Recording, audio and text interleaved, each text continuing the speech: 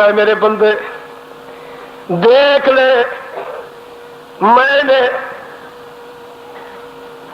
جس کارخانہ قدرت میں تیری صورت بنائی وہاں میں نے جبرائیل کو بھی نہیں آنے دیا، میکائیل کو بھی نہیں آنے دیا، اسرائیل کو بھی نہیں آنے دیا، اسرافیل کو بھی نہیں آنے دیا، تلکفیل کو بھی نہیں آنے دیا۔ کسی دنیا کی کونے سے کوئی مستری نہیں بلایا۔ پھر جس کارخانہ قدرت میں میں نے تیری تصویر بنائی اس کارخانہ قدرت میں کسی کی نگاہ بھی نہیں پہنچ سکتی، اس کارخانہ قدرت کو کوئی دیکھ بھی نہیں سکتا، نہ جبرائیل، نہ میکائیل، نہ اسرائیل، نہ اسرافیل، نہ تلکفیل، نہ یکتویل، نہ میرا نبی، نہ کوئی ولی، نہ کوئی دنیا کی سائنس وہاں پہنچ سکتی ہے۔ وہ مقام ہے هو الذی یصورکم فی الارحام کیف یشاء، لا الہ الا هو العزیز الحکیم۔ اللہ فرمایا او دنیا کی مصورہ، او فوٹوگرافروں، اگر تمہیں کچھ قوت ہے دیواروں کے فوٹو نکالنا تو آسان، درختوں کے فوٹو لینا تو آسان، جہاں میں مصور تیری تصویر بنا رہا ہوں پانی پر، تو بھی پانی پر تصویر بنا دکھا تو میں تمہیں مانوں۔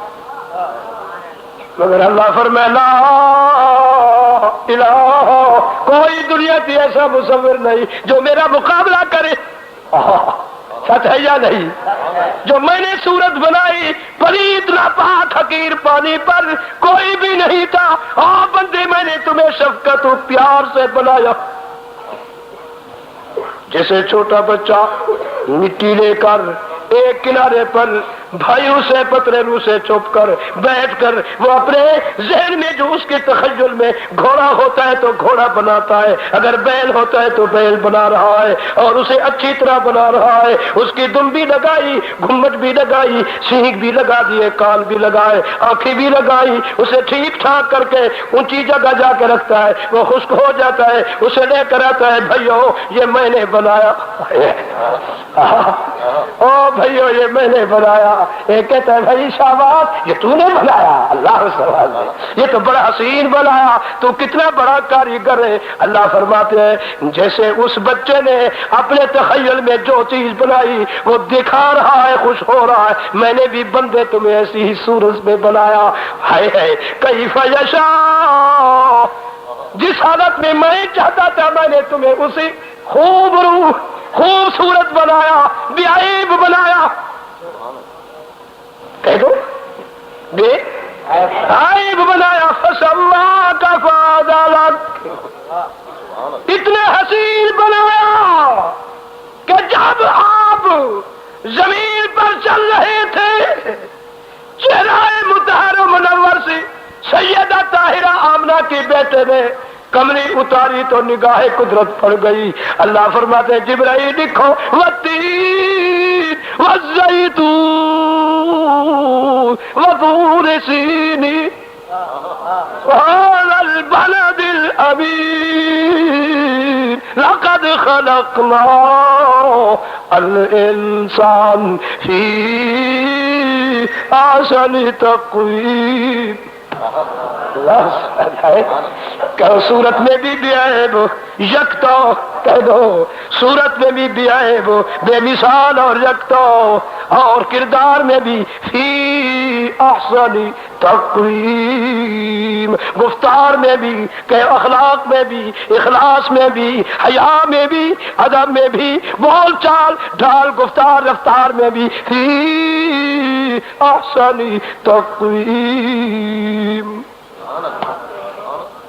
اتنا حسین بنایا جبکہ مکہ کی گلیوں میں کانٹے بچھے ہوئے تھے، اوپر پتھر لگ رہے تھے، سید الکونین رحمت دو عالم سیدہ طاہرہ حمنہ کا بیٹا کانٹوں پر چل رہا ہے، کانٹوں پر چل رہا ہے، پتھر بھی ارد گرد کھا رہا ہے، مگر میرے مشن کو میرے بندوں تک پہنچا رہا ہے، انہیں معبود باطل سے ہٹا کر میں حقیقی خدا کی پہچان کرا رہا ہے، انہیں جہنم کی دہک کے گلے سے نجات دلا کر میرے جنت کا وارث بنانے کی کوشش کر رہا ہے، دنیا کے ہاتھوں سے پتھر بھی کھا رہا ہے، محبوب کبریا کے وجود اقدس سے، مطہر و منور وجود سے، بیائے معصوم وجود سے جب خون کے قطرے گرے، موزے بھر گئے، موضوع سے نکل گیا نیچے، موزے کے تلوے حصے سے لگا وہ تلوا حصہ اس شہر کے مکہ کے گلیوں کی مٹی سے، جو مٹیاں شرک و بدعت کی غلازت سے ملوث تھی، جب نبی کے خون کے قطرے لگے تو اللہ کریم نے فرمایا جبرائیل لکھو آج میں خدا چپ نہیں رہ سکتا کہ آج میرا محبوب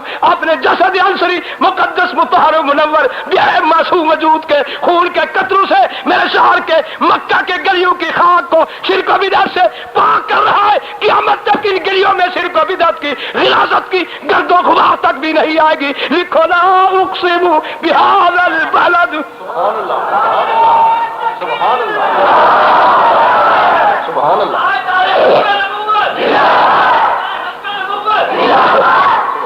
اللہ سب دروشی پڑھیں۔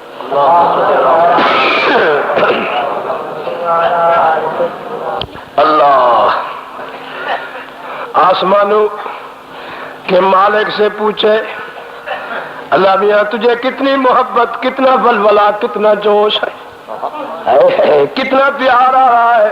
لا اقسم بہذا البلد، اللہ فرمایا جبرائیل لکھو مجھے اس شہر کی قسم، اللہ ان گلیوں کی قسم، ان پتھروں کی قسم، اس وجود کی قسم، اس نالائن قسم، نالائن سے لگنے والے مٹی کی قسم، اس خون کی قسم، اس پاکیزگی کی قسم، اس وقت کی قسم، زمانے کی قسم، لوگوں کی قسم، درختوں کی قسم، حیوانوں کی قسم، آج بھی قسم، کل بھی قسم۔ واہ میرے رب، کردار میں تو حسین ہے نا۔ اللہ فرمایا لا اقسم بہذا البلد وانت حل بہذا البلد۔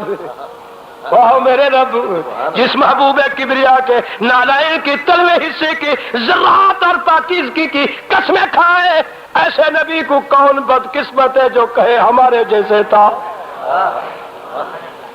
او پاکستانیوں، مر جاؤ ڈوب کر، ایک دوسرے مسلمانوں پر یہی اتہام ہے، الزام ہے کہ وہ نبی کو آپ جیسا کہتے ہیں۔ زمین و آسمان تبدیل ہو سکتا ہے مگر علماء دیوبند نبی کے اس خچر کو بھی کسی خچر سے مشابہت نہیں دے سکتے جس خچر پر نبی سوار ہوئے۔ علماء دیوبند، حاضرین دیوبند، تمہیں شرم ہونی چاہیے۔ آج 15ویں صدی ہو گئی، نبی خچر پر سوار ہو گئے تھے، آج بھی خچر پر سوار ہو جاؤ، پسینہ لگ جائے، جاؤ عالم سے پوچھو ہماری نماز ہوتی ہے یا نہیں، وہ کہے گا خچر کا پسینہ پا کے نماز پڑھ لو۔ اگر کمائت گھوڑی پر جسے تو نے خرخرے بھی مارے، صابن سے نہلایا دھلایا، اگر چڑھ گئے پسینہ لگ گیا، پوچھو کہ نماز پڑھے، فرمایا خبردار نماز تم نہیں پڑھ سکتے جب تک اس پسینے کی چادر کو صاف نہیں کرو گے۔ او خدا کے بندو، جس خچر پر نبی سوار ہو اس خچر کی تو آج تک پسینے کی پاکیزگی موجود ہے، قیامت تک رہے گی، مگر تمہارے دلوں میں کیوں ناپاکی آ گئی جو تم کہتے ہو کہ امام حرم مدینہ ناپاک ہے۔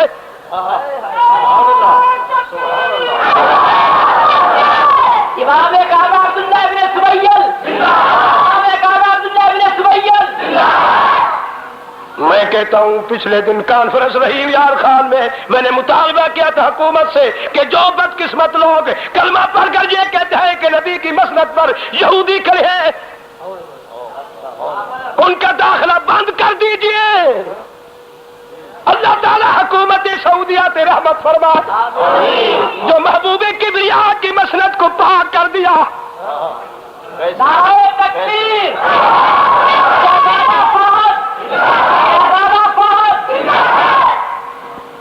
پھر آپ کو کچھ احساس ہونا چاہیے. میں آپ سے ایک ہمدردانہ بات اور مسئلہ پوچھنا چاہتا ہوں علماء سے کہ نماز کا پہلا فرض کیا ہے؟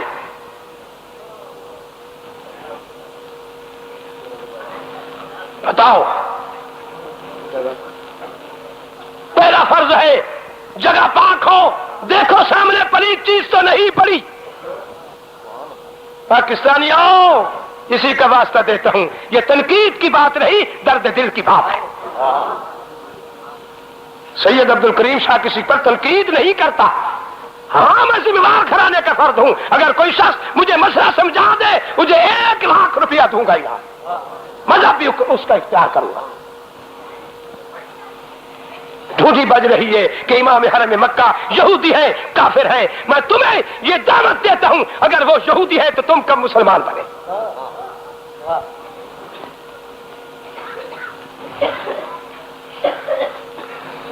میں آپ سے سوال کرتا ہوں کہ یہ پہلا فرض ہے نماز کا، اور بقول آپ کے پاکستانیوں کہ وہ کافر ہیں، یہودی ہیں. وہ تو وہی کھڑے ہیں کعبہ میں جو یہودی کافر ہے.